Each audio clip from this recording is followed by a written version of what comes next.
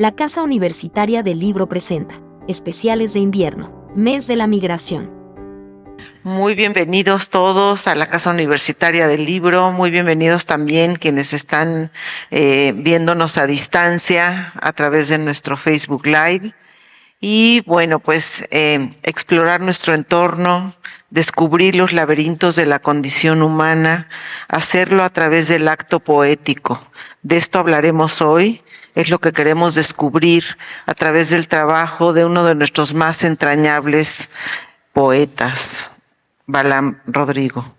Y lo haremos de la mano de la también poeta Sandra Lorenzano, del escritor y académico Pablo Domínguez, quien se ha adentrado en la obra de Balam, haciendo una importante aportación para desentrañar lo que hay detrás de ese lenguaje poético, esas imágenes con las que Balam Rodrigo nos deja perplejos y nos conmueve. Pues por eso la obra de este poeta y narrador chiapaneco ha recibido innumerables reconocimientos, el más reciente, el Premio Mesoamericano de Poesía 2022. No quiero decir más, porque Sandra Lorenzano hará una presentación de los participantes, solamente darles las gracias a los tres por acudir a este recinto universitario para cerrar las actividades que llevamos a cabo en el mes de agosto, mes de los migrantes, mes de la migración. Los invito a seguir esta charla, gracias a quienes nos acompañan aquí de nuevo, a quienes están en las redes, en nuestro sitio de Facebook, y también pues darle las gracias de nuevo a nuestra mesa que cierra estas actividades del mes de la migración. Muchas gracias, chicos. Les doy la palabra.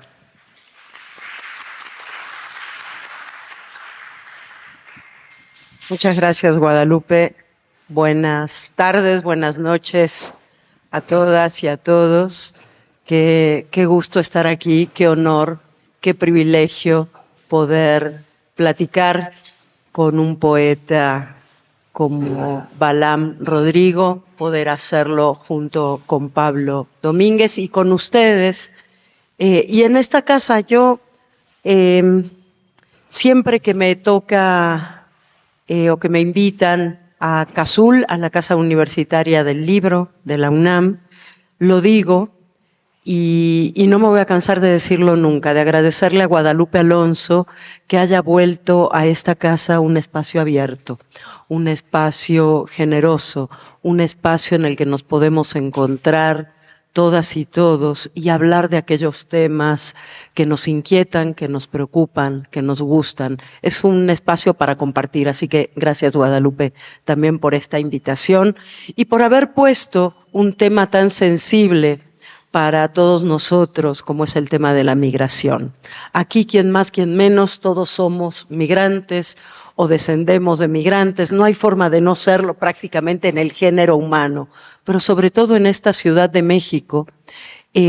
Apenas les preguntamos, yo lo hago mucho en clase, a los estudiantes, ¿de dónde son? Cada vez más me dicen que son chilangos. ¿Y tus padres? Ah, no, mi mamá nació en San Luis Potosí, mi papá viene de Oaxaca, y así vamos. Entonces, el tema migrante y la preocupación por las y los migrantes es parte de nuestra esencia de la mexicanidad, y lo dice una mexicana por adopción, justamente porque sé cómo me recibieron por ese ser migrante, ¿no? Con esa generosidad tan de México. Sin embargo, estamos pasando un momento complicado para ser migrante, un momento complicado para querer cruzar las fronteras, la frontera norte desde México hacia Estados Unidos o la frontera sur, esa frontera que en México preferimos mirar poco, ¿no? Y tiene que llegar la poesía a decirnos lo que está pasando por allá. En ese sentido, la poesía de Balam Rodrigo es una de las poesías uno de los trabajos poéticos más potentes, más interesantes y más generosos que yo conozco en el país. Con un vuelo poético impresionante, y ahora les voy a leer algunas notas, algunas líneas, pero no quería empezar sin decir esto, sin agradecer primero a Cazul, luego al propio Balam por su trabajo poético, fundamentalmente, por haber decidido una vez, y esa historia me gusta mucho, que un día dijo, bueno, en medio de todo esto que hago, el fútbol, ser pastor evangélico, la biología, de pronto decir, a ver, si quiero ser poeta, me tengo que sentar y escribir poesía. Y yo agradezco a ese momento de iluminación, esa epifanía de Balam Rodrigo que hace que hoy podamos tener a este poeta con nosotros.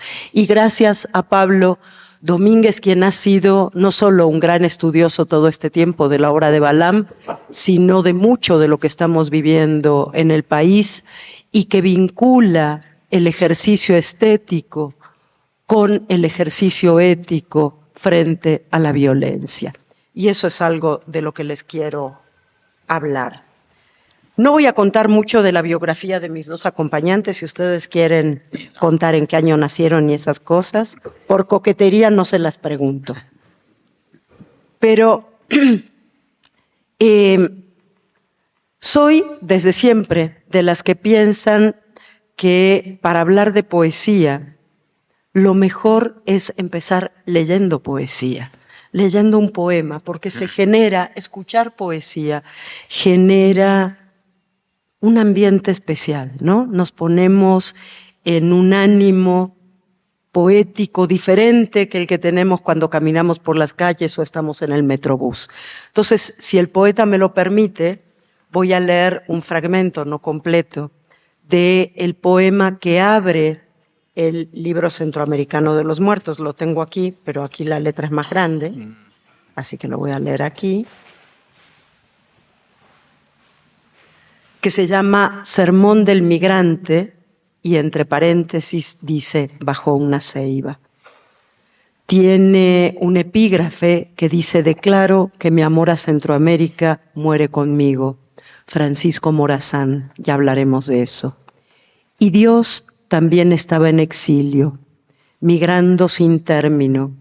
Viajaba montado en la bestia y no había sufrido crucifixión, sino mutilación de piernas, brazos, mudo y cenizo todo él, mientras caía en cruz desde lo alto de los cielos, arrojado por los malandros desde las negras nubes del tren, desde góndolas y vagones laberínticos sin fin. Y vi claro cómo sus costillas eran atravesadas por la lanza circular de los coyotes, por la culata de los policías, por la bayoneta de los militares, por la lengua en extorsión de los narcos, y era su sufrimiento tan grande como el de todos los migrantes juntos, es decir, el dolor de cualquiera. Antes, mientras estaba él en Centroamérica, esa pequeña Belén hundida en la esquina rota del mundo, nos decía en su sermón del domingo, mientras bautizaba a los desterrados, a los expatriados, a los sin tierra, a los pobres, en las aguas del agonizante río Lempa.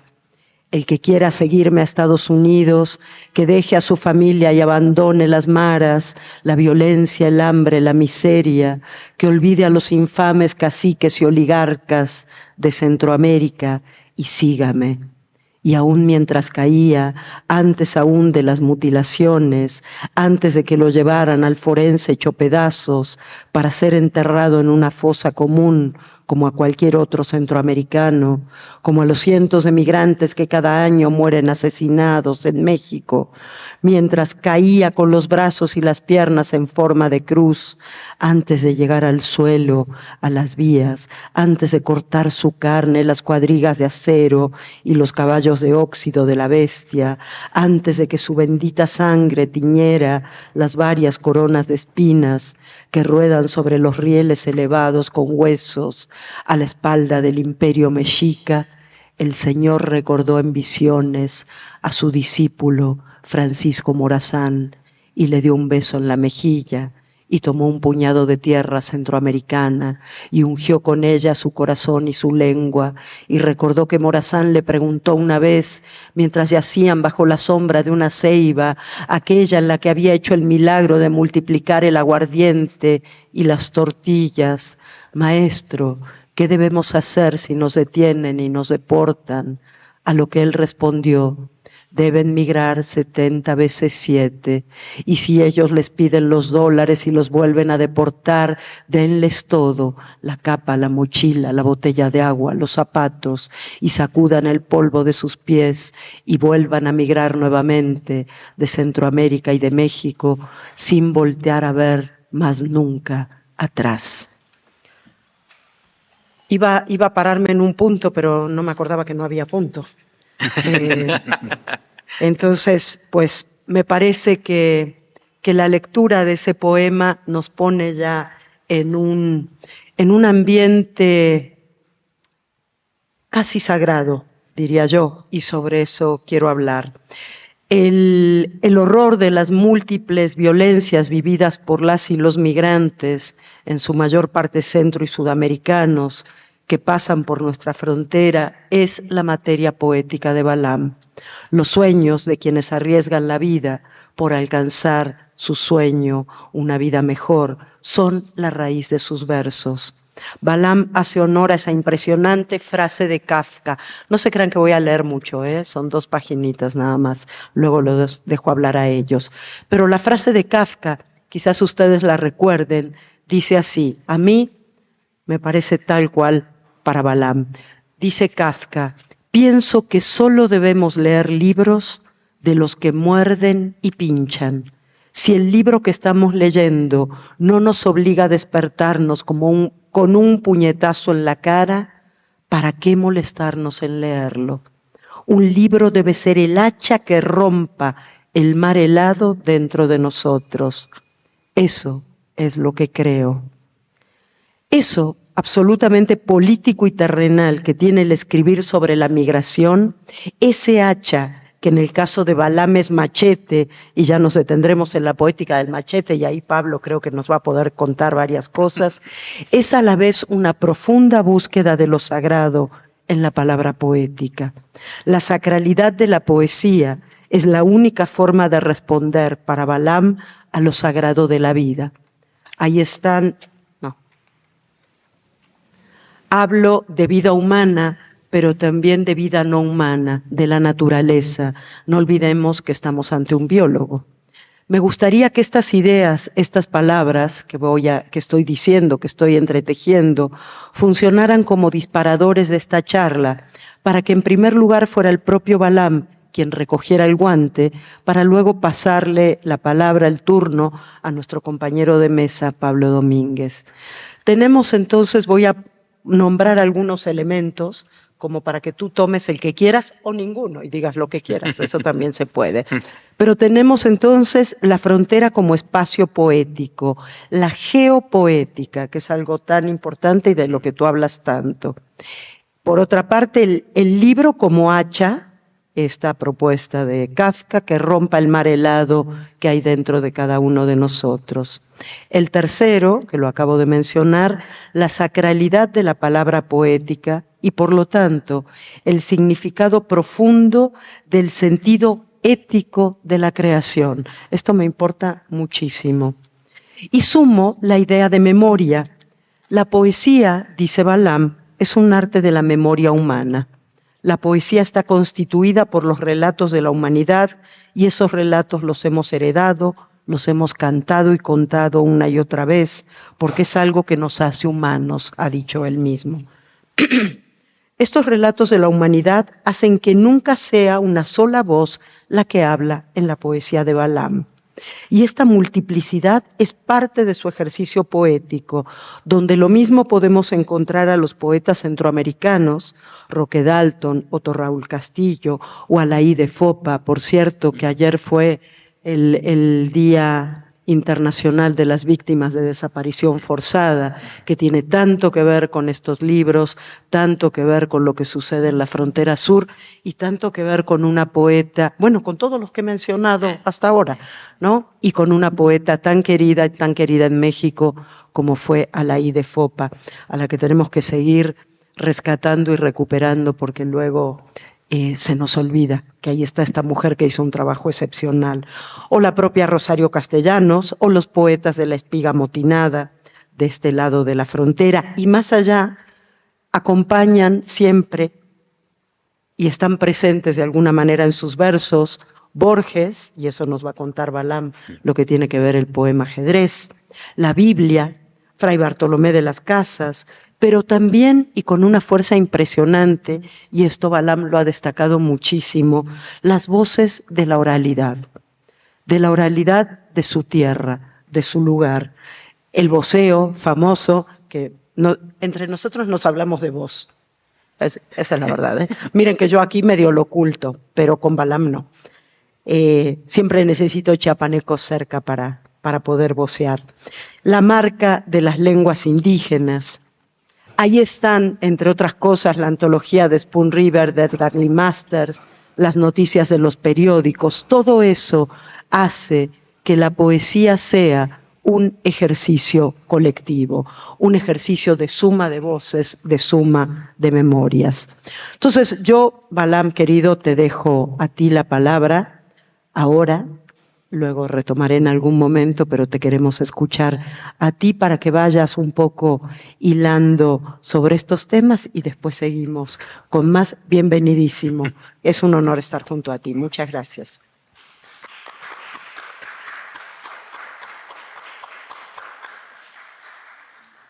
Antes que nada, muchas gracias por la invitación a esta Casa Universitaria del Libro, a su directora Guadalupe Alonso, por también permitir la invitación y que podamos estar en este diálogo. La sugerencia de Guadalupe, de Pablo Domínguez Galbraith, que propusieron y pusieron en la mesa hablar de estos temas, de la migración, de romper varias y muchas múltiples fronteras en pos de migrar hacia esta charla, ¿no? Este diálogo. Y Pablo, a ambos les agradezco mucho por su lectura, sus comentarios en torno a lo que yo he escrito. Para darle continuidad a algunas de las ideas que ya Sandra ha puesto en la mesa, comentarles que el lugar del que soy originario, que es Chiapas, y particularmente el Soconusco, la región más centroamericana de México y también de Chiapas, obviamente me sitúa en términos geográficos, pero quiero decirlo aquí, geoliterarios y geopoéticos en Centroamérica. Chiapas es parte de Centroamérica y el hecho de vivir además, de haber nacido, crecido en Villa de Comaltitlán, un municipio muy cercano a Guatemala, pero sobre todo que está en el paso natural e histórico de miles de migrantes a lo largo de mucho tiempo, y sumarle a eso que mi familia, mi papá y mi mamá decidieron de manera fraternal y amorosa apoyar a más de 300 personas originarias de Centroamérica a lo largo de más de 20 años, desde la década de los 70 del siglo pasado hasta pasados mediados de los 90, que vivieron en nuestra casa o fueron parte de mi familia. Eso también nos marcó a mis hermanos y a mí de manera significativa.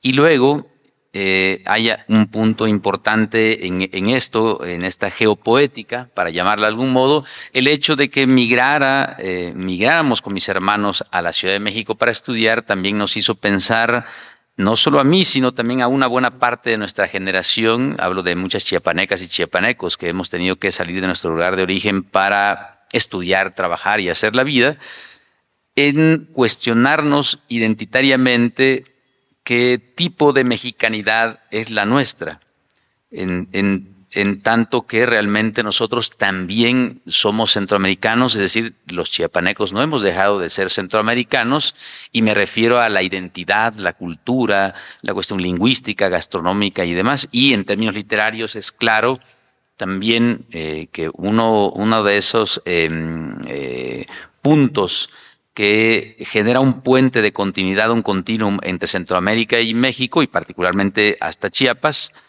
es el testimonio, la literatura testimonial que tiene casi un siglo y un siglo de manifestarse en la poesía. Esa migración del testimonio, exponentes como Ernesto Cardenal, Roque Dalton, Alaí de Fopa, pero también Lilian Jiménez, Eunice Odio, estas centroamericanas olvidadas, varias de ellas.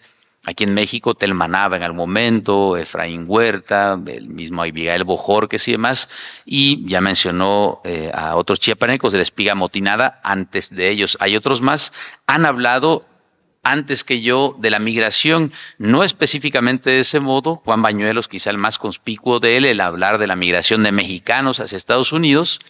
Entonces no me quedaba mucho más que responder a esa responsabilidad ética, geopoética, y escribir sobre estas circunstancias en las que me tocó vivir, crecer y pensar.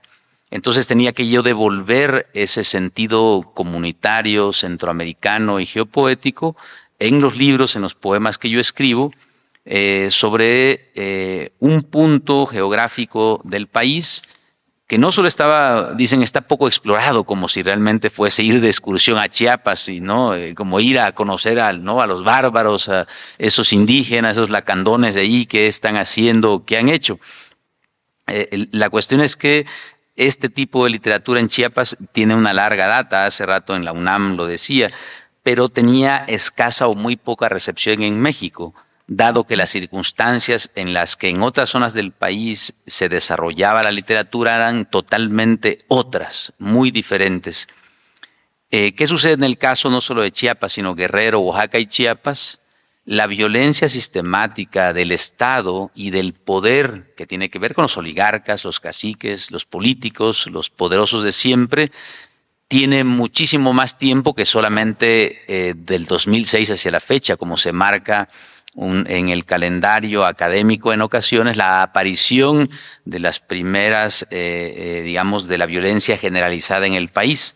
Sí, es generalizada, pero ha habido una guerra de baja y alta intensidad en Chiapas, Guerrero, Oaxaca, Michoacán y otros lugares donde los pueblos indígenas principalmente han sido víctimas, ¿no?, campesinos también, de las instituciones que actuaban como actúan ahora, como parte ya del crimen organizado. Y entonces cuando uno habla de estos temas de violencia dentro de la poesía, y particularmente del tema migratorio, que es el que nos ocupa, eso ya estaba presente en mucha de la literatura de algunos de estos lugares. En el caso de Guerrero, por obvias razones, siempre estuvo en el corrido popular, una forma de poesía, porque si alguien firmaba un libro o eso en un lugar como en Guerrero, era muy complicado sobrevivir, y sigue siendo. En fin, vuelvo a ese punto. Entonces, para mí era necesario hablar desde esta geografía singular y hacerlo también con nuestro particular idioma, que es el dialecto centroamericano del español. Y creo yo que lo que ha obligado, las circunstancias han obligado, es a que México ha tenido que dar un poco, no sé si decir la espalda, pero al menos voltear a ver en ocasiones de reojo hacia el sur, y saber que también existimos y tenemos presencia y escribimos desde allá, a partir de la obligación ya de la migración masiva, ¿no? La migración de muchas personas de muchísimos países, ya no solo de Centroamérica, y descartando ya a México, esa es la verdad, en una política de asilo o refugio, porque es ahora de rechazo, de xenofobia y de discriminación. México pasó de tener una tradición muy, muy acendrada, reconocida internacionalmente por el trato tan humanitario que había a los migrantes, a ser ahora el guardián, yo lo he dicho así, el chucho guardián de Estados Unidos en materia migratoria, y eso, decirlo de chucho, pobres chuchos, ¿no? Pero la política así ha sido. Hace un momento también lo decía en la charla que di en otro espacio de la universidad, en la Feria del Libro, que uno no ve a las autoridades de México utilizando a policías, a la Guardia Nacional, a los agentes de migración, combatiendo con tal y tan inusitada violencia como lo hacen contra las caravanas, contra las personas más vulnerables que hay en el continente y en todos los lugares, que son los migrantes, las y los migrantes. No utilice ese tipo de violencia, por ejemplo, contra el crimen organizado y específicamente el narcotráfico. En ese sentido, ni en la violencia somos democráticos en México. Eso me parece algo muy grave. Por eso es necesario hablar de este tema y ahora sí migrar la poesía, que se dedicaba a otros temas o asuntos, hacia el testimonio y testimoniar esta migración y hacer que la poesía también migrara hacia otras maneras, otros modos, otras narrativas distintas a las que se había hecho.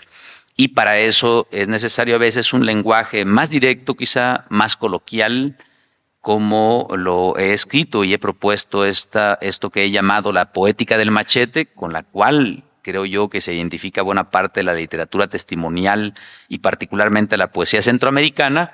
Había que darle un poco de machete, como dice Roque Dalton, a la poesía, y a pesar de sus maneras a veces informes, que combinan géneros, distintos modos, maneras, formas de comunicarse, escribir decididamente y dejar como testimonio y quizá como testamento una memoria histórica poética de esto que está sucediendo y que tampoco es nuevo, pero ahora en materia humanitaria, como Pablo también puede atestiguarlo a través de su trabajo, es una situación muy grave y muy compleja. Voy a pasarle la batuta a Pablo para que sea un conversatorio y no un triálogo monológico. Y quiero leer de mi primer libro, que es de la tetralogía centroamericana de libros sobre migración y frontera, de Marabunta, un fragmento de uno de los poemas que se llama, a ver cómo se llama este poema, porque luego se me olvida, Las orillas del mundo. Iba a decir La otra orilla del mundo, pero no, es Las orillas del mundo, el fragmento 2, en el que hablo de mi familia y de nosotros mismos como migrantes. Un fragmento: huíamos de nosotros, siempre nómadas, con la errancia alimentada por la tea de las penurias, porque jamás hemos tenido casa ni cielo propio sobre nuestras cabezas, nunca el corazón dormido entre los horcones de un hogar, ninguna hoguera fatua construida con la pureza de la luz alumbró nuestro rostro. Tampoco tuvimos tierra alguna, ni siquiera sombra. Perdíamos toda posesión cual ceniza en nuestras manos sin dejar rastro alguno. Solo la señal del pájaro que escribe trinos de sangre en la invisible rama de su vuelo.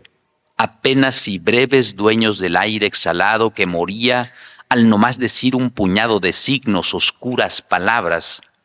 Dirán algunos que nuestro ombligo nómada era molido por el martillo del aire o llevado en vilo por el agua turbia de las nubes, pero nunca lugar donde poner el túmulo de nuestros huesos. Todas las veces mudábamos de un lado a otro, durmiendo con un ojo abierto al hambre y el otro al dolor. Compartíamos el acto de marcharnos sin más, de borrar lo ya hecho e iniciar una constante invisible escritura en los cimientos de la tierra, ahí donde se pudre el rastrojo de nuestros pasos, como este poema escrito una y otra vez en el mar de las errancias y alzado con restos de memoria. Es un fragmento de esto escrito hace 20 años. Bueno, adelante, Pablo, por favor. Pues muchísimas gracias. Primero que nada a Guadalupe que me invitó a compartir esta mesa. Gracias por tus palabras, Sandra. Muy hermoso el texto. Gracias también, Balam. Me encanta escucharte de nuevo. Hace un año más o menos invité a Balam a conversar con mis estudiantes en un curso que di de posgrado en 17 Instituto. Y bueno, quería contar un poco cómo encontré la obra de Balam y también hablar un poquito de mis percepciones, yo diría, o algunas preguntas, inquietudes que yo tengo a partir de la obra de Balam, ¿no? Pero yo encontré tu libro en el 2017, tu libro ganó el premio 2018, ¿no? El Premio Nacional de Poesía. Sí. Aguascalientes, ¿no? Y yo en 2013 fue la primera vez que conocí Chiapas. Yo llegué a Chiapas porque tenía un proyecto de investigación en el doctorado que estaban haciendo en ese momento, en conversaciones que tuve con mi colega y amiga íntima Alejandra Delano, que es también profesora en Nueva York, que conoce muy bien tu obra, le encantaría estar aquí. Ella estaba trabajando sobre el lugar que se le da a la memoria de la gente, de los migrantes que mueren en Estados Unidos, ¿no?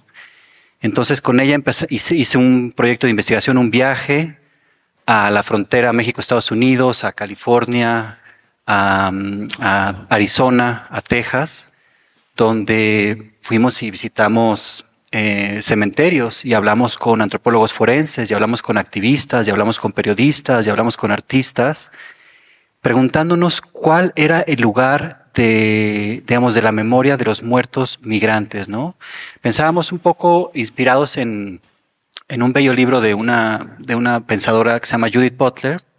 Nos hacíamos la pregunta, ¿qué vidas merecen ser lloradas, ¿no? ¿Y por qué está tan invisibilizada la masacre y el enorme costo de vidas humanas en Estados Unidos desde el año 2000? No hay una sola guerra que haya hecho Estados Unidos que tenga tantas muertes y tan constantes como las de los centroamericanos y mexicanos que mueren en su territorio, en Texas, en Arizona, en California, en muchas partes, ¿no? Estamos hablando de miles de personas por año desde el año 2000, desde antes, desde luego, pero hay claramente un incremento exponencial a partir de las políticas de fronterización y de securitización y de criminalización de la migración y del tránsito de personas, ¿no? Entonces, en esa investigación que yo hice que empecé en 2013 y que han pasado muchos años, he podido recorrer Centroamérica, México, Estados Unidos, Canadá, y he visitado muchos espacios, casas del migrante, albergues, centros de deportados en Honduras, en fin, muchísimas organizaciones y grupos y cosas.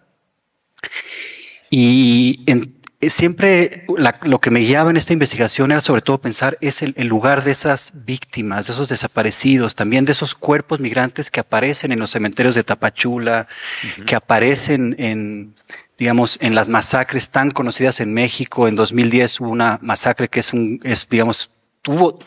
tuvo que haber sido, no sé si lo fue, pero tuvo que haber sido un parteaguas en el drama humano y social que es la migración centroamericana en México, que fue la masacre de 72 personas en San Fernando en agosto, justo por estas fechas, ¿no? En agosto de 2010. Después después encontraron 193 cuerpos el siguiente año también en San Fernando, Tamaulipas, y después en Cadereyta, en Nuevo León, en 2012, se arrojaron 49 torsos de personas que fueron asesinadas, desmembradas y después arrojadas en la carretera para dar un mensaje de control del cártel de los Zetas y de los narcos en ese momento, ¿no? Lo más triste de todo es que ninguna de estas masacres ha parado lo que sucede hasta hoy en día. En el 2021, si no mal recuerdo, tuvimos la masacre de Camargo, en Tamaulipas, donde agentes de inmigración, policías y crimen organizado, todos participaron en el asesinato de decenas de personas 10 años después de San Fernando, ¿no? Y este año tuvimos la quema del albergue en Ciudad Juárez, ¿no? Entonces, en fin, yo estaba haciendo esta investigación, empecé en 2013, ahí conocí Chiapas, conocí Tapachula, conocí Ciudad Hidalgo, conocí Tecunumán. Tecunumán y Ciudad Hidalgo es como dijéramos Ciudad Juárez y El Paso, ¿no? Ciudades hermanas entre Chiapas y Guatemala. Conocí los cementerios, a las organizaciones que trabajan allá. Y en 2018 llegó tu libro a mis manos y de alguna manera necesitaba esa concretización poética para asentar el caudal de testimonios que yo estaba escuchando y de historias y de cosas que estaba viendo, ¿no? Yo pude entrevistar a las madres centroamericanas de los comités de madres de migrantes desaparecidos en Honduras, en Guatemala, en El Salvador, y de alguna manera la voz de tu poesía me hizo acendrar, me hizo como constatar de una manera poética esta voz invisible que recorre México año con año y que es la voz del cuerpo centroamericano y de experiencia migratoria centroamericana frente a los círculos del infierno en los que se han convertido las políticas migratorias en México, ¿no? Me encanta lo que dijiste, Sandra, y lo que también está en tu poética, que es esta idea de geopoética, ¿no? Todo el discurso de la migración gira en torno a la geopolítica, ¿no? A lo que le importa a los poderosos en términos de su soberanía, en términos de sus pactos comerciales. Nosotros pudimos atestiguar en este sexenio, por ejemplo, ese canje que hubo entre alzas tarifarias y Guardia Nacional, ¿no? Que inauguró de alguna manera las políticas migratorias de este sexenio, ¿no? Para que no hubiera alzas tarifarias, México tuvo que pagar con Guardia Nacional 40,000 efectivos que se pusieron a disposición, digamos, de las políticas securitarias más que reprimieron más a las caravanas de las que hablaba Balam Rodrigo, ¿no? Entonces, bueno, tu poesía de alguna manera responde a esto desde la voz de estos cuerpos, desde una ternura infinita por estos migrantes y desde un registro opuesto a este registro geopolítico, a esta realpolitik geopolítica, que es la geopoética, ¿no? Y lo que es impresionante de tus libros es cómo se conectan no solamente con el presente de la migración, no solamente con tu propia biografía como una persona guatemalteca, chapaneca, centromexicana, mesoamericana, también lo podríamos decir, ¿no? Sino que se conecta con una larguísima tradición de cómo se piensa y cómo se vive y cómo se escribe y se poetiza de la muerte en México, en Mesoamérica.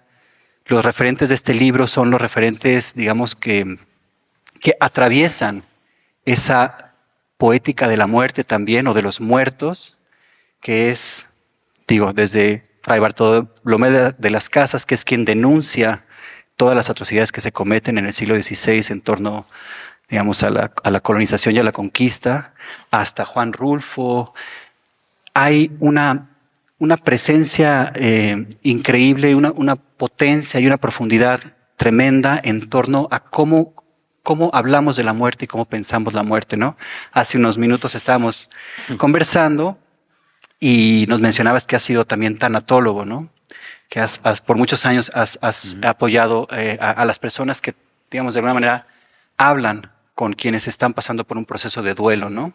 Entonces, ese también es un libro sobre un proceso del duelo, y también marabunta, pero bueno, este es más explícito, ¿no? Se llama El Libro Centroamericano de los Muertos, y hay muchos otros libros que tienen un título parecido, ¿no? Tenemos el libro egipcio de los muertos, tenemos el libro tibetano de los muertos, y tenemos en la tradición occidental algo muy hermoso que también se relaciona con tu libro.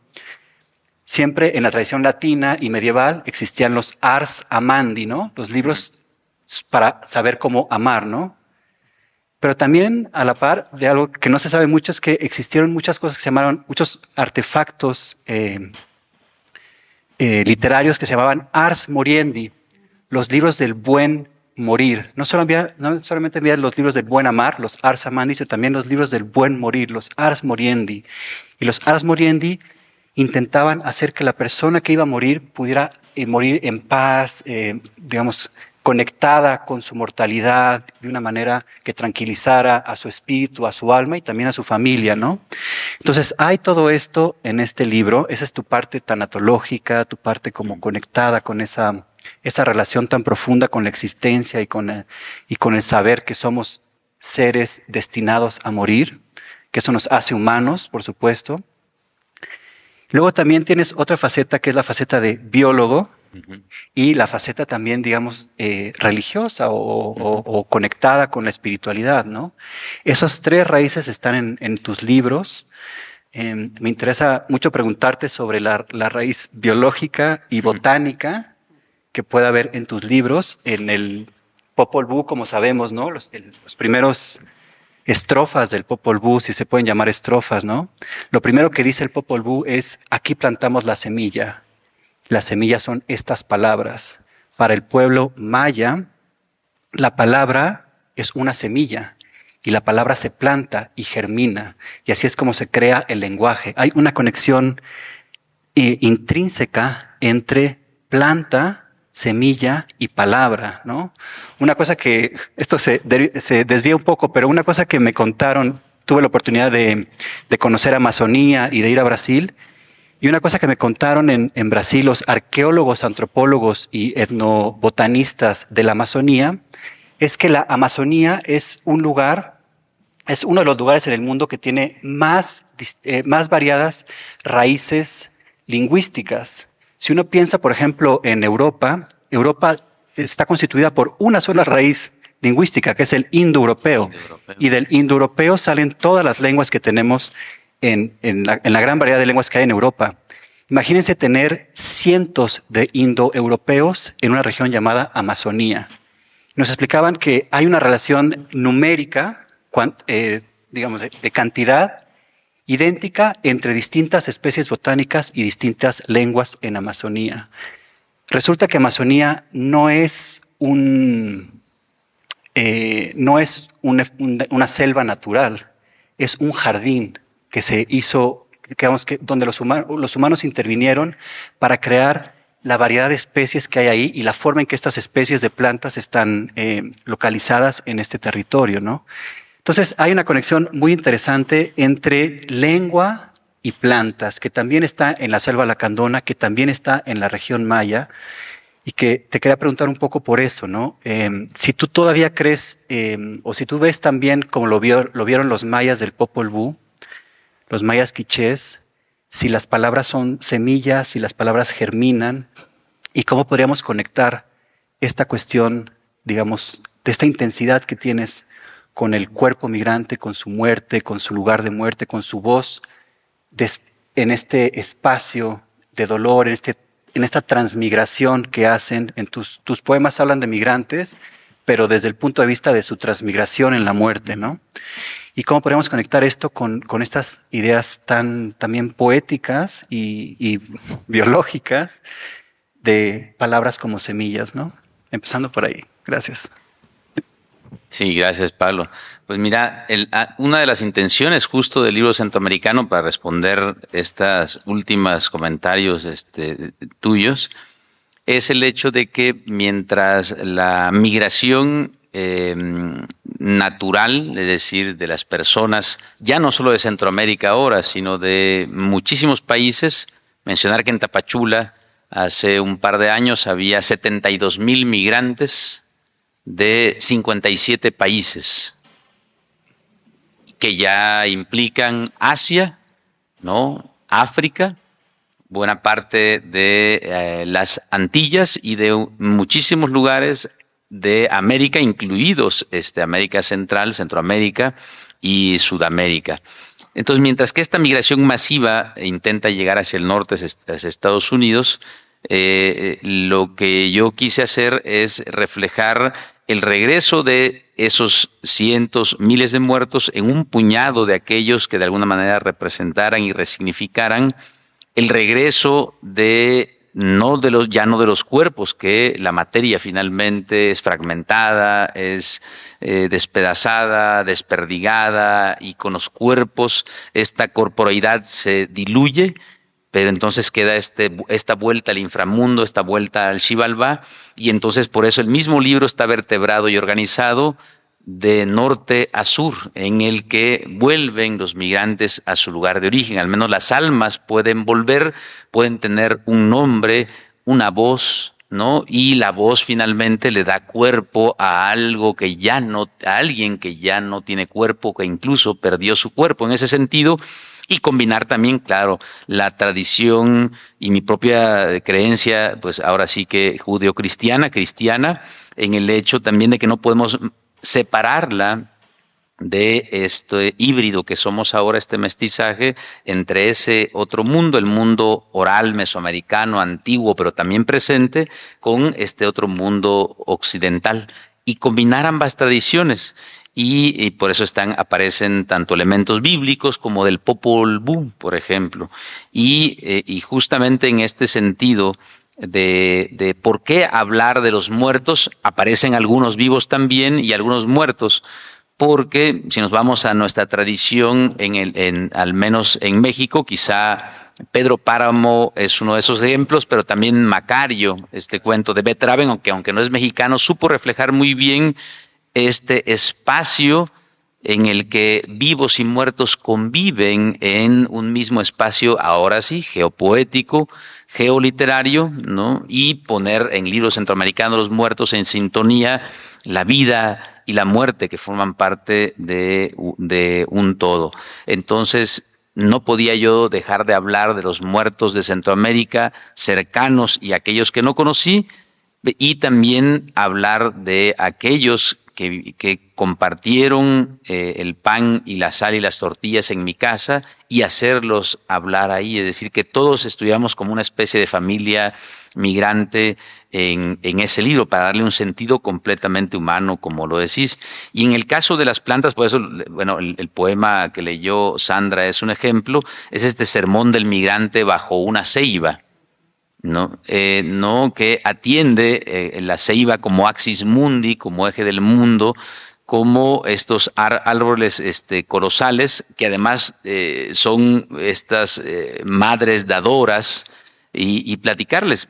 Hay uno de mis libros, mi primer libro, de hecho, se llama Ceibario, y utilicé los mitos y mi conocimiento etnobotánico, que trabajé la etnobotánica durante algún tiempo, para llevar ese conocimiento a la poesía. Y sucede más que la ceiba, entre otras tradiciones de Mesoamérica y pueblos que tienen creencias relacionadas con los árboles colosales, los Chiapa, que no chiapanecas, sino los Chiapa, que son un pueblo otomangue, y que ahora habitan Chiapa de Corzo, Suchiapa, acá, el Valle Central de Chiapas, tenía la creencia los antiguos Chiapa, sobre todo las mujeres, de que en cierta época del año la ceiba es macho y en cierta época es hembra. Y entonces cuando la ceiba está floreciendo es hembra. Y cuando está ya el fruto rompiéndose, libera un algodón que es utilizado, tiene muchos usos, y ese algodón es interpretado como el semen cósmico. Era el momento en el que las mujeres que no podían concebir, o que las que recientemente querían concebir, podían ir a abrazar al gran falo del mundo y ser preñadas con el semen cósmico, el semen que preña al cosmos, el cosmos como el gran útero al que hay que preñar para que la vida vuelva, y otra vez podía ser así. Era la única forma en la que ellas eran bendecidas con la vida y el ciclo de la vida y de la muerte. Entonces, este tipo de conocimientos, por eso hablo de la ceiba ahí, este tipo también de mi formación como biólogo, botánico, esta parte también religiosa y demás, creo yo que este territorio de la escritura, este territorio geopoético, era el lugar más idóneo, al menos para mí, para poner en marcha esta idea de construir y crear algo a partir de estas visiones del mundo, en las que no tenía por qué tener separado mi trabajo como biólogo, mi trabajo en el sentido religioso, mis lecturas y mis aproximaciones como escritor. Creo que la poesía es un ejemplo de eso. Y finalmente, para hablar también de esta cuestión tanatológica y demás, como respuesta a esta necropoder, esta biopolítica, había que hablar de una necropoética, pero humana, en el sentido, digamos, profundo, de compartir, como lo decía yo hace un rato en la pequeña charla que tuvimos previa a estar sentados acá, compartir la vida, pero también compartir el dolor y compartir la muerte, para ser más empáticos, más cercanos, y ese dolor, como el gran peso que tenemos que cargar, pues no sea necesario cargarlo solos, sino que una vez que compartimos también el dolor, esta enorme pérdida en un país que está desmembrado, que está en luto permanente, ese dolor, de ahí las colectivos tan necesarios, como lo que estamos haciendo ahora, el puñado de personas que estamos aquí, nos ayuda a que el peso no nos vence y nos aplasta, sino que si lo repartimos, creo que es un peso menor y es más llevadero, nos hace más habitable este mundo, por terrible que parezca. Un placer escucharlos a ambos. A mí me interesa parte de lo que yo trabajo es qué hacen el arte y la cultura frente al horror. Esa es la gran pregunta. ¿Cómo se puede hablar del horror si es que se puede hablar? Voy a hacer un recorrido mínimo, pero es que me llegó antes de ayer el nuevo libro de Marcela Turati, que seguramente ya lo vieron, que es una cosa impresionante y que se llama San Fernando, Última Parada. Sí. Guadalupe, tenemos que hacer algo aquí, porque además Marcela es excepcional. La introducción de ese libro es una cosa, es una pieza literaria muy profunda, muy dolida y muy brillante. Y ella dice un par de cosas que a mí me recordaron mucho lo que tú, sin decirlo, lo expresas en tu poesía, y aquello que se preguntaba, por ejemplo, Paul Celan, ¿no? O que se preguntaba Primo Levi. Paul Celan dice en su discurso de Bremen: atravesamos el horror y de todo ese horror quedó una cosa viva, la lengua. La lengua lastimada, una lengua calcinada, una lengua en duelo, pero la lengua sobrevivió. Juan Gelman, para seguir con mi tradición de muertos y desaparecidos que tienen que ver con la literatura, pero que tienen que ver con nuestra vida también, tanto como los migrantes centroamericanos o nuestros migrantes en el norte, decía que era una lengua cubierta de ceniza, ¿no? Uh-huh. ¿Se puede escribir después de Auschwitz?, se preguntaba Adorno. Sí, siempre y cuando seamos conscientes de que no se puede escribir como si Auschwitz no hubiera sucedido.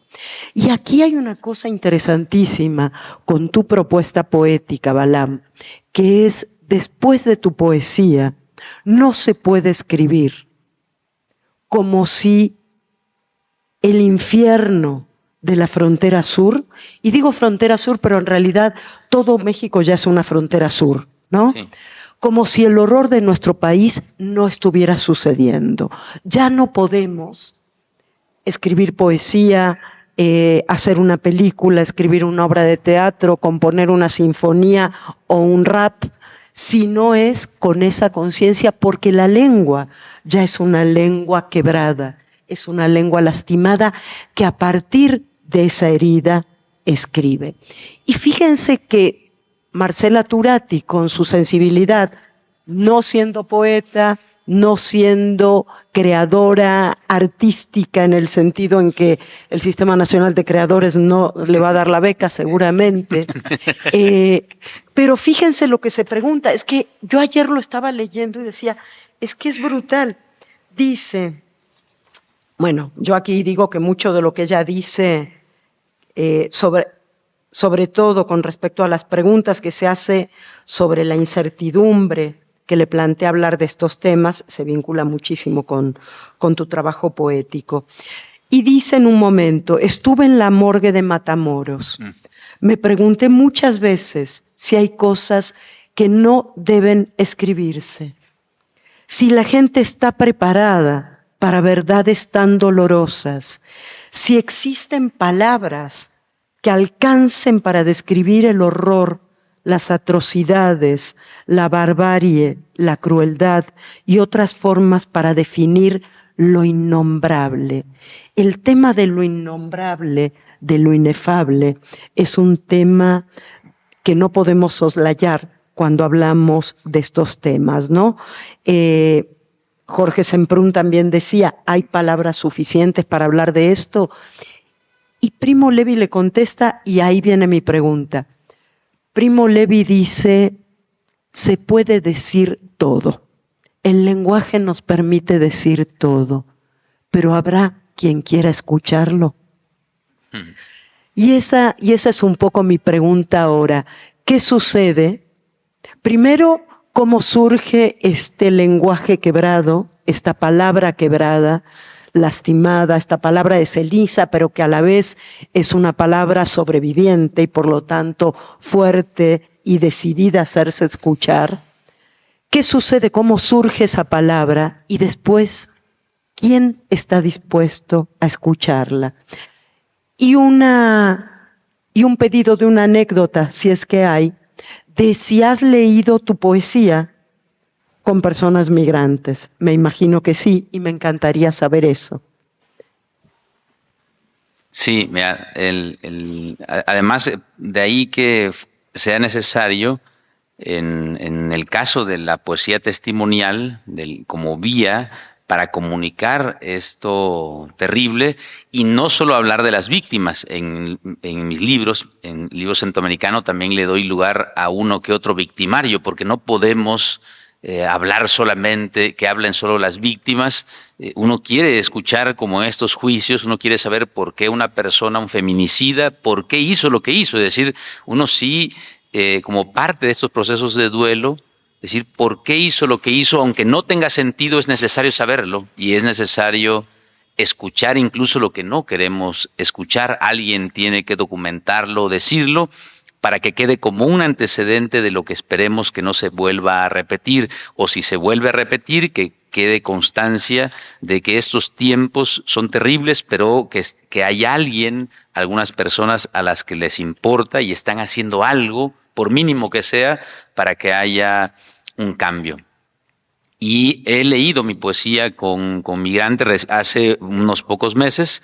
Estuve con un amigo que vino de Estados Unidos, que vino a hacer una suerte de cartografía sobre el libro centroamericano de los muertos, y recorrimos los lugares exactos de los que hablo en el libro, y pasamos el río Suchiate en una balsa, y yo me fui leyendo todo el camino poemas, y estuvimos ahí pues con estas personas también que se dedican al tráfico de otros seres humanos, y hasta ellos se pusieron a escuchar los poemas y me pedían si les vendía o regalaba o qué con los libros, y los mismos migrantes se pusieron a leer el libro centroamericano en la orilla del río Suchiate, en uno de los pasos que son clandestinos, no sé decir no oficiales o institucionales, pero que son realmente los verdaderos pasos de siempre para la gente común.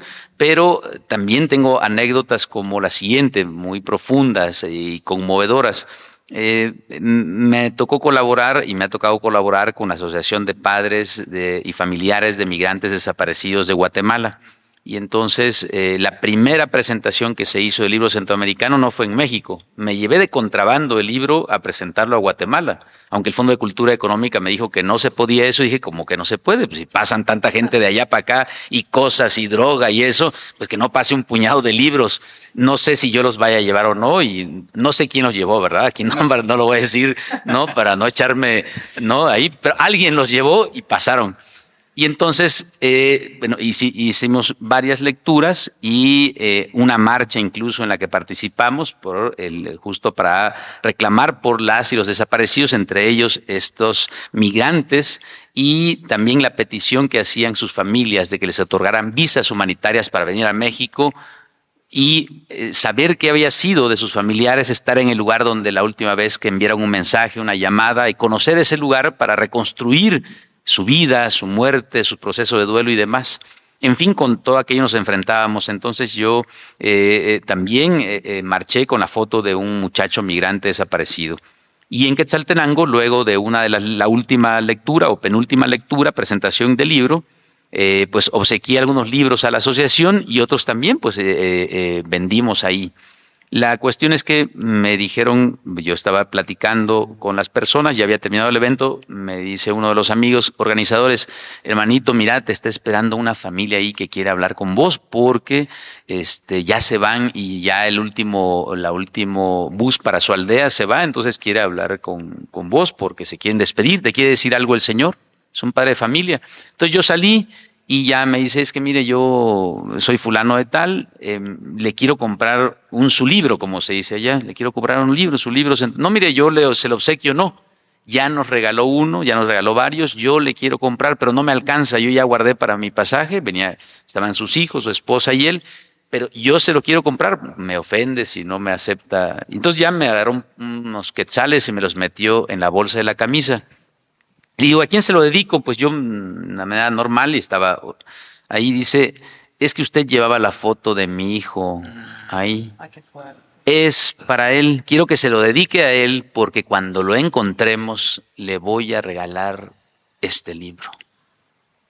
Mira, ese tipo de historias son las que me ha tocado vivir y no es la única. O sea, bueno, ahí eso lo desarma y lo desarticula completamente a uno y es cuando digo, por eso sí es importante y tiene sentido escribir esto, porque personas como él, como su familia, miren, con eso, miren, yo podría escribir quizá un poema sobre eso y bueno, hay muchas historias.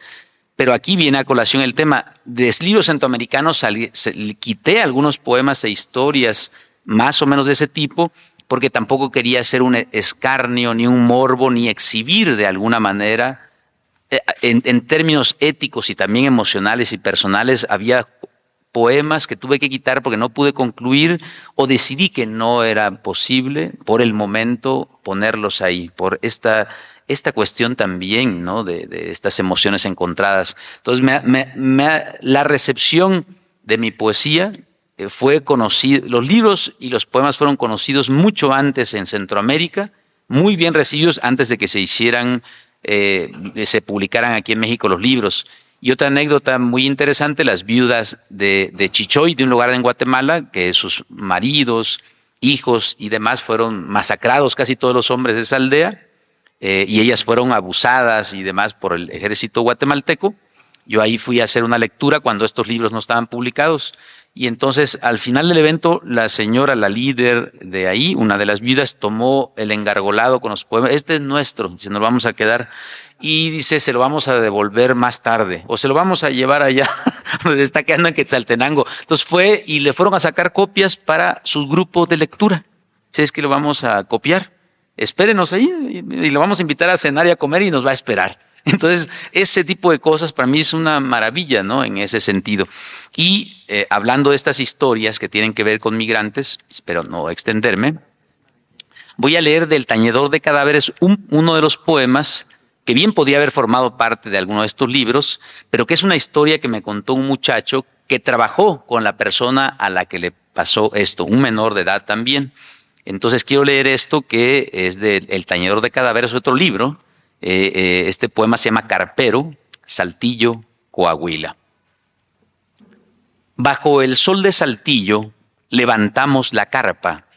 Mañana celebrarán aquí la fiesta de 15 años de una muchacha.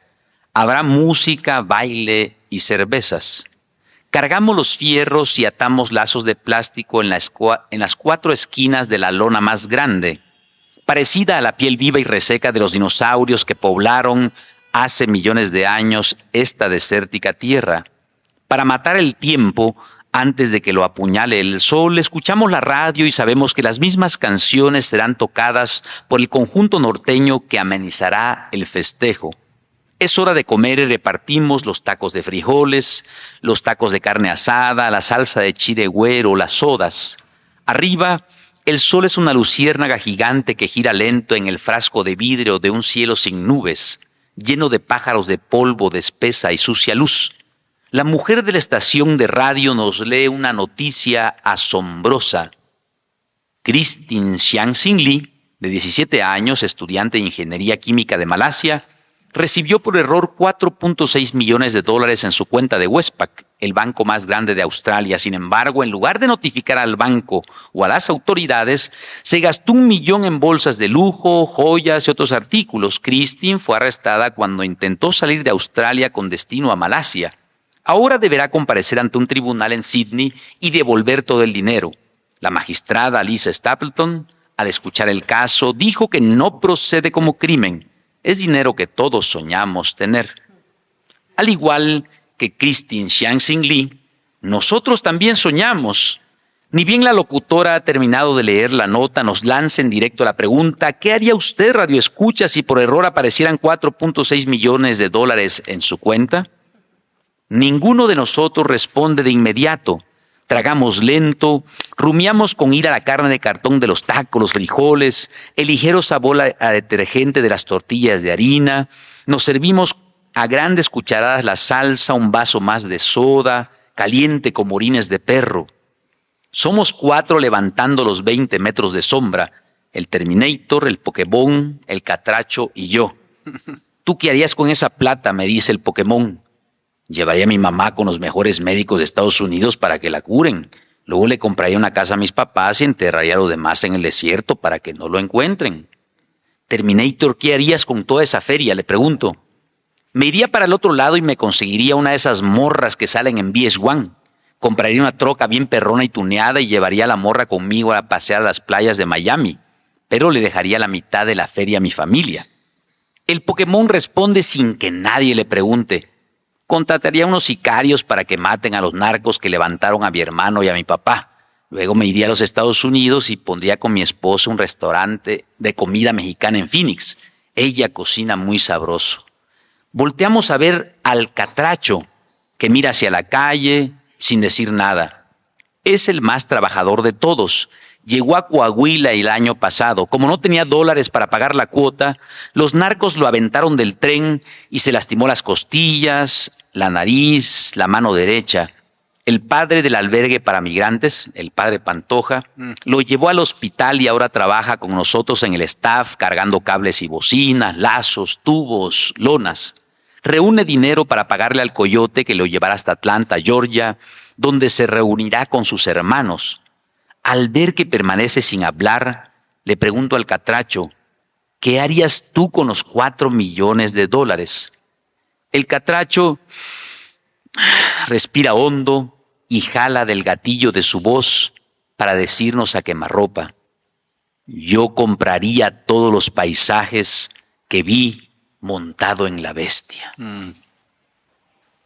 Agachamos la mirada y nos quedamos en silencio como si de repente el aire y el sol se hubiesen muerto. Sin aliento, arrancamos del suelo nuestros pesados cuerpos. Bajo el sol de Coahuila levantamos sombras, sueños.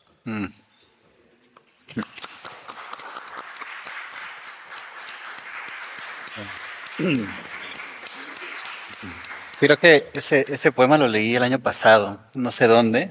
Creo que me lo mandaste o algo así. Creo que te lo envié, pero es una historia real y esa respuesta es real. Me la platicó un muchacho que trabajó con él, era uno de los chicos que trabajó ahí. Lamentablemente este chico que me platicó la historia, él falleció el año pasado a los 22 años. Era el hijo de un amigo mío, la autoridad en México en dinosaurios, mi amigo Rubén Rodríguez de la Rosa, y David Fernando, su hijo, murió en un accidente trágico y él me contó esa historia. Este chico que dio esa respuesta, que así la dijo, tenía en ese momento 16 años. Entonces, imagínense, para que un chico al que le cuentan eso responda eso, dice, sí, yo compraría todos los paisajes que vi cuando estaba montado en eso,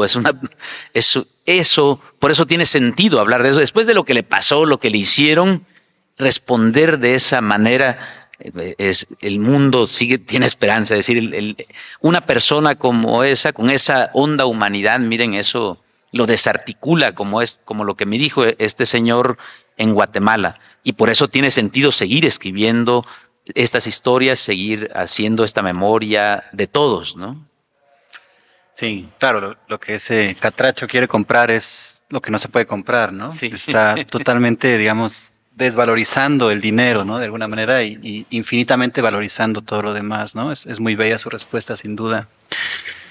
Yo quería, tengo una pregunta un poco que tiene que ver con la literatura mexicana o la literatura contemporánea y cómo se inscribe tu obra ahí, ¿no? Yo creo que hay, para mí, no sé si para todo el mundo, pero para mí hay algunos libros que han marcado el siglo XXI mexicano, ¿no? Yo diría que Antígona González de Sara Uribe es uno de los libros que ha marcado para mí el lugar, digamos, de enunciación del México contemporáneo y de los problemas y de las formas de hablar de lo que nos ha pasado, ¿no?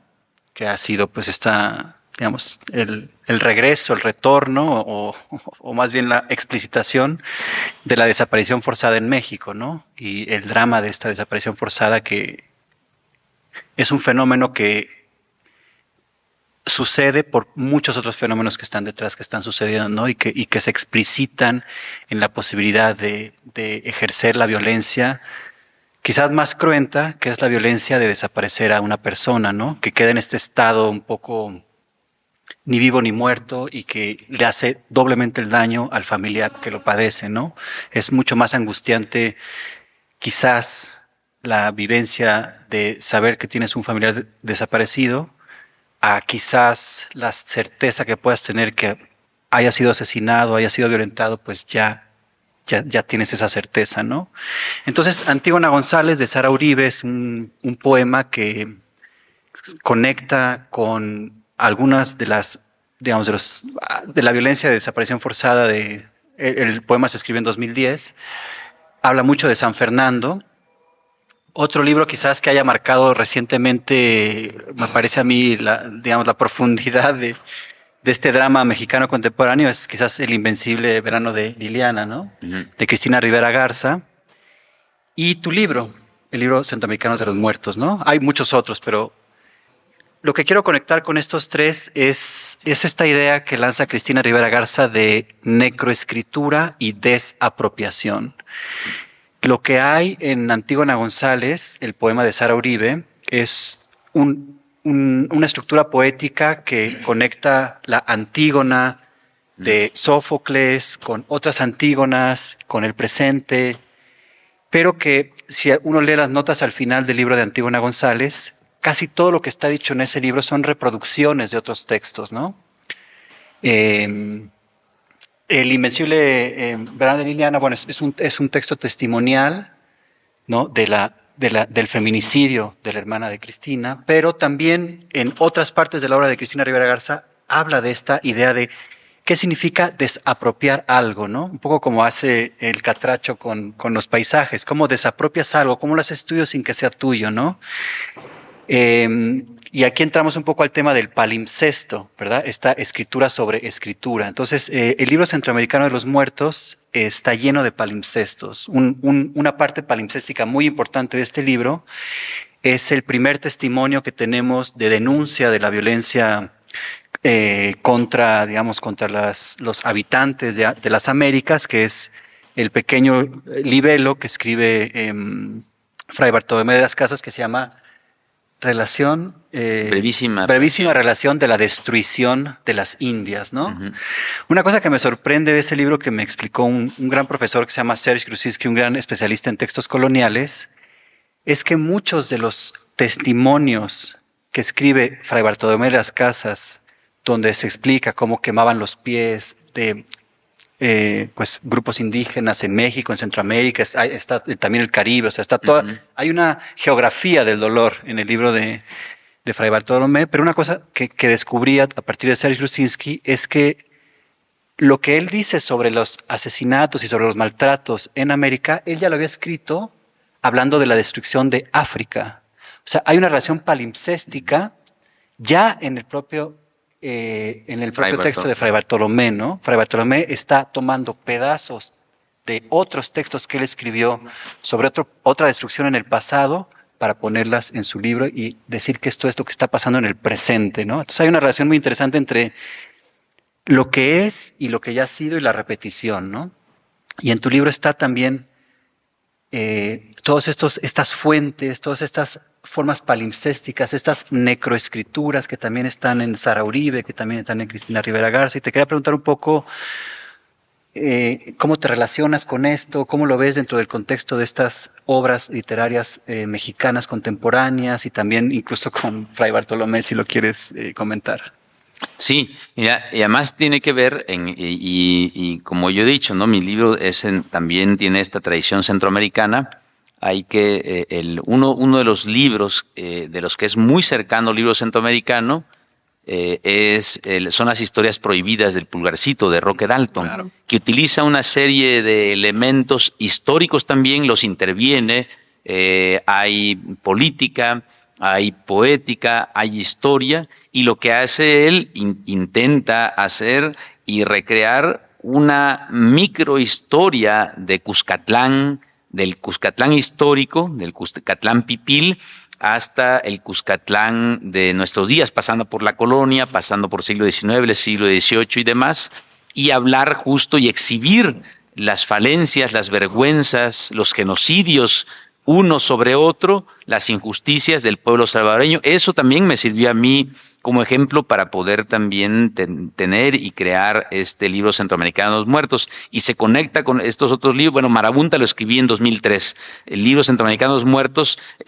antes de eso estaba la concepción, las primeras notas. En 2012 tengo una primera versión, en 2014 lo termino. Es decir, más o menos en ese tiempo en el que Sara Uribe estaba publicando su libro. Y aunque a mí sí me ofrecieron publicar ambos libros antes, yo no quería, eso sí, yo decidí que no se publicaran en editoriales independientes porque era mucho más fácil invisibilizar esos libros, hubiese sido muy fácil dejarlos a un lado, porque publicar en el centro o norte del país les da una visibilidad distinta a publicar en Chiapas o en la frontera sur, donde realmente no existimos. Incluso en términos de literatura testimonial, las poetas indígenas de Chiapas comenzaron a escribir a mediados de los 90, por ejemplo, Ruperta Bautista o Juana Karen Peñate, tienen libros y poemas que hablan de la masacre de Acteal.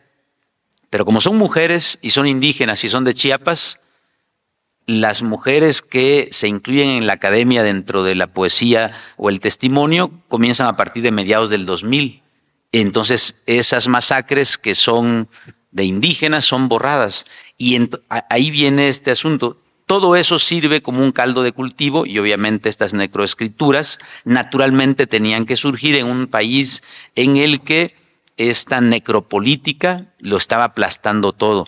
Y aquí lo que yo he escrito y he dicho, habría que sumar mis libros, pero sobre todo los libros de las otras y otros escritores también, a una suerte de necropoética, que no solamente tiene que ver con lo negativo, sino una necropoética también de una tradición de hablar de la muerte y tratarla de un modo humano. Es decir, desde la poesía, pero también exhibir la injusticia y la inacción del gobierno o la participación directa como parte de crímenes de lesa humanidad, que así hay que llamarlos. Y entonces sacar estos otros esqueletos del armario de la historia, como por ejemplo en Guerrero, donde me tocó participar en la primera caravana por la paz después del asesinato de los estudiantes de Ayotzinapa, y en las fosas y pozos, algunos de ellos donde estaban y se encuentran restos de desaparecidos de la Guerra Sucia, ahora están sus nietos, sus hijos y familiares desaparecidos en los mismos lugares. Entonces, como en esa desedimentación que propone Cristina, una vez que uno comienza a escarbar, no se va a encontrar solo los restos de los recientes desaparecidos del crimen organizado o de migrantes, sino los que están más abajo, los de esa guerra sucia, y hay que sacarlos también porque es necesario poner ahora sí a dejar secar al sol de lo público esos crímenes que también forman parte de nuestra sociedad para poder reencontrarnos y reconciliarnos, pero sobre todo, pues ahora sí que ni perdón ni olvido, sino que el gobierno tiene que resolver, si no ha logrado resolver y sigue una suerte de guerra sucia todavía en muchas de esas comunidades, ahora esa guerra sucia la hacen encortumer el gobierno con el crimen organizado, con el narcotráfico, porque dicen ya no hay crimen en Guerrero, ya la guerra sucia se terminó. No, lo que pasa es que ahora ya hay un híbrido entre las autoridades, como lo vimos en Ayotzinapa, entre militares, policías y crimen organizado que forman parte de lo mismo, y sigue una guerra aún más sucia, porque es contra las mismas personas que han masacrado, y han masacrado a nietos, a hijos, a padres. Es infame. Entonces sí es necesario esa desedimentación, hablar de necropoéticamente de lo que está sucediendo, porque quizás no tenemos más que recoger los pedazos de esta lengua despedazada. Yo lo comento en alguno de los libros del libro centroamericano, porque yo lo que sentí cuando comencé a hablar de este tema y de estas migraciones, particularmente los centroamericanos, es sobre esos lugares hacer esa suerte palimpsesto, donde había corrido antes una bestia que caminaba, una bestia que iba en carretas a caballo, ahora una bestia metálica, ahora una bestia que hasta se mueve en drones para eliminar a las personas, reescribir sobre esos lugares, ¿no?, nuevos epitafios, nuevas formas en que la muerte se administra a nosotros mismos como cuerpos de una sociedad enferma, ¿no? Y que padece estas injusticias genocidas. Para mí era necesario hacer ese ejercicio y ponerlo ahí en una estructura en la que el antes, el presente y posiblemente el futuro estén proyectados, porque yo le he dicho, escribí esos libros siempre para mañana, esperando despertar y que esto solo sea un mal sueño, pero resulta que pues no se despierta uno y es peor aún la cosa, ¿no? Muchas gracias. Vamos a ir cerrando, pero me quedé pensando en algunas de las cosas que decían. Primero, te agradezco que hables de la continuidad entre la guerra sucia de los años 70 y la violencia actual, porque es algo que se ha considerado poco. Se ha escrito muy poco sobre eso. Lo que tú haces es una de las pocas cosas que se ha escrito. La película esta de Daniel Arrea, donde vincula las dos historias de desapariciones, que es excepcional. Y pensaba, mi espíritu latinoamericanista siempre, por eso yo agradezco que hablen de Centroamérica, porque de ahí me puedo seguir un poco más, porque para mí una voz que no es que tenga influencia, sino que confluyen juntas en este tipo de poesía, es la voz de Raúl Zurita. Para mí, la poesía de Raúl Zurita tiene esta potencia, esta búsqueda de sacralización para... Ayer leía un texto precioso que decía, la poesía nos permite abrazar los cuerpos ausentes. Y esta idea de lo poético como el abrazo, que tiene que ver también con Sara Uribe o con lo de Cristina, me parece que va más allá de, tanto en términos históricos como en términos geográficos, ¿no? Somos un continente marcado por esta violencia desde antes de la conquista, en realidad, y muy claramente durante el siglo XX, la segunda mitad del siglo XX y nuestro presente. Y siento que esa sedimentación le da también un peso específico a la palabra poética que de otra manera se quedaría en algo bonito, por decirlo de una manera, y nada que ver con eso, ¿no? Hay una fuerza que es también esa fuerza que jala al centro de la tierra, donde están esas capas de nuestros ancestros, de nuestras ancestras. Y me gusta también que hayas dicho, y lo dejo solamente apuntado, porque implica una reflexión que nos lleva un poco hacia otro lado que tendríamos que hacer, pero que son casi las 9 de la noche, que tiene que ver con el mercado. ¿Qué es lo que leemos? ¿Qué es lo que nos deja el mercado leer? ¿Qué es lo que nos pone enfrente el mercado? Como lo mainstream y como la resistencia frente a lo mainstream, que no deja de ser un mainstream también, ¿no? Y simplemente cierro con algo que siempre me impresiona mucho y que lo he escuchado muchas veces con fundamentalmente mujeres, madres, abuelas, hijas, hermanas de las víctimas de desaparición forzada o de crímenes de lesa humanidad, que son víctimas ellas también, ¿no? Cuando hablamos de víctimas es más que la persona que ha sido asesinada o que está desaparecida. Y es el tema de la alegría como arma de resistencia. Me acuerdo un diálogo muy, muy brutal, muy doloroso y haberlo presenciado fue uno de esos regalos de la vida, entre Estela Carlotto, presidenta de Abuelas de Plaza de Mayo, y las madres y padres de Ayotzinapa. Cuando conmemoramos los 50 años del 68, se hizo un diálogo, pero hubo un diálogo privado, no solo el diálogo público en el Colegio de México. Y en el diálogo privado, Estela Carlotto, que llevaba en ese momento casi 40 años buscando a su nieto, su hija ya sabía que había sido asesinada y le dieron los restos enseguida, les decía, sobre todo a las madres, Todos llorábamos, hay que decir, en ese espacio, en el Centro Pro. Y Estela Carlotto les dijo, lloren ahora, nunca lloren en público, porque el poder las tiene que ver fuertes y las tiene que ver luminosas.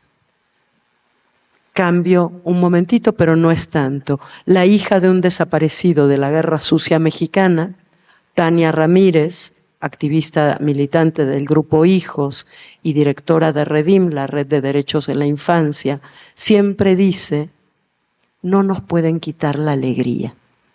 Eso es lo único que no nos pueden quitar. No sé si quieran agregar algo ustedes, pero yo me quedaría un poco con esta idea, porque finalmente la poesía, por muy doloroso que sea lo que estás escribiendo, que sea lo que estemos leyendo, es un canto a la vida y a la palabra, a esa semilla que finalmente siembra vida, ¿no? Entonces, eso, con eso yo me quedaría, no sé si ustedes... Vos, Pablo, más...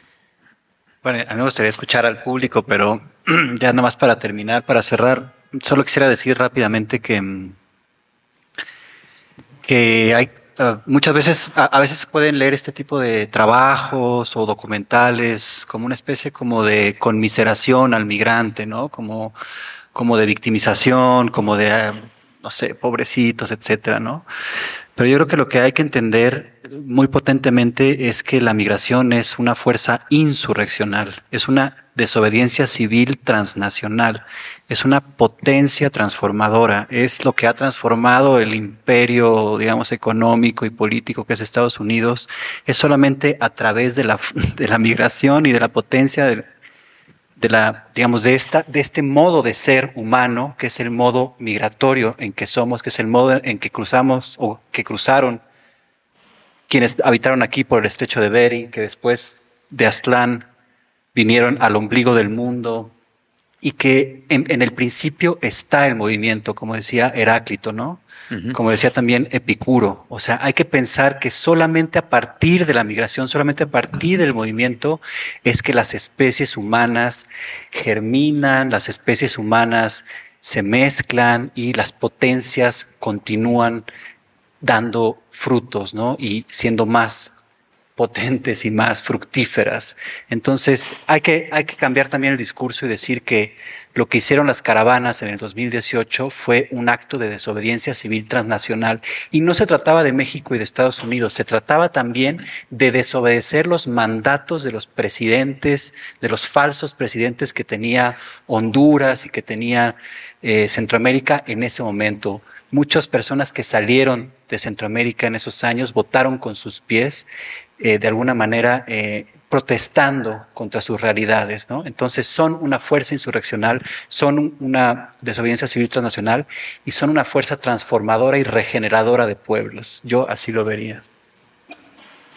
Sí, no, yo creo eso, y retomando también lo que comenté hace rato en la charla de la UNAM, dos cosas. Una, que añado, que se cuestiona mucho las caravanas y a los migrantes, pero y no se ve, aunque sí la es, como biólogo se los puedo decir, estas migraciones estivales o invernales de los millones de turistas blancos, adinerados, hay que decirlo así, anglosajones, que vienen del norte, de la latitud norte, de visita, por ejemplo, a la Riviera Maya. Y nadie dice nada de esos millones y que tienen un impacto positivo, pero también negativo en nuestro país. Y es una forma de migrar temporal, ¿no? Unas semanas o días, pero tan es así la migración, como todas otras especies huyen del frío y del hielo, pues también ellas van buscando, ¿no? Migran estas personas, y no lo vemos como migración. La fuerza laboral indígena, centroamericana y guatemalteca, que trabaja en esos lugares, en la Riviera Maya, en toda, ahora ya en Campeche y en Chiapas, piscando el café, el plátano, en las labores agrícolas. Son como 250,000 de guatemaltecas y guatemaltecos, incluyendo niñas y niños, que trabajan en el campo en Chiapas. Y a su vez, ¿qué hacen los indígenas de Chiapas, Oaxaca, Guerrero ir a Sinaloa, a Michoacán, al aguacate, a limón, a Baja California, a Sonora, al trigo, a las industrias vitivinícolas, tomateras de Sinaloa, así, y los trabajadores de esas zonas se van a Estados Unidos a su vez. Es decir, es naturalmente una migración necesaria. Y mientras que se frena esta humanidad que se mueve y que está en tránsito desde siempre, en la economía global, claro, pues se globaliza la economía, pero la pobreza extrema también, eso es lo que ha sucedido, de ahí la necesidad de migrar y moverse, pero nadie le pone un freno a los dólares que migran por montones de allá para acá y son nuestro segundo ingreso en el Producto Interno Bruto del país. Nada frena ni le piden visa a ningún dólar, al contrario, es tasado y se le quitan, eso sí, le dejan a todas y a todos sus buenos impuestos y dividendos, pero nadie frena a Franklin ni a Washington que migren como quieran hacia acá. Había que pedirles visa también de repente a ver qué sucede, ¿no? Pero nada frena eso. Me parece a mí increíble que sigamos pensando en que la migración es algo casi antinatural, ¿no? Y creo yo por eso hay que ver con ojos más geopoéticos, geoliterarios, pero sobre todo humanos, más allá de la geopolítica, ¿no? Es decir, bueno, sé que es utópico, pero creo que en algo nos servirá para una profunda reflexión. Muchas gracias a quienes estuvieron pendientes en nuestro Facebook Live. Muchas gracias a los que están aquí presentes y por supuesto a nuestros ponentes que de verdad hicieron una exposición, una charla tan reveladora, tan extraordinaria, pero también revelándonos la desolación que vivimos. Espero que podamos transitarla con alegría, Sandra. Muchísimas gracias por esta conversación, gracias a todos los que están aquí presentes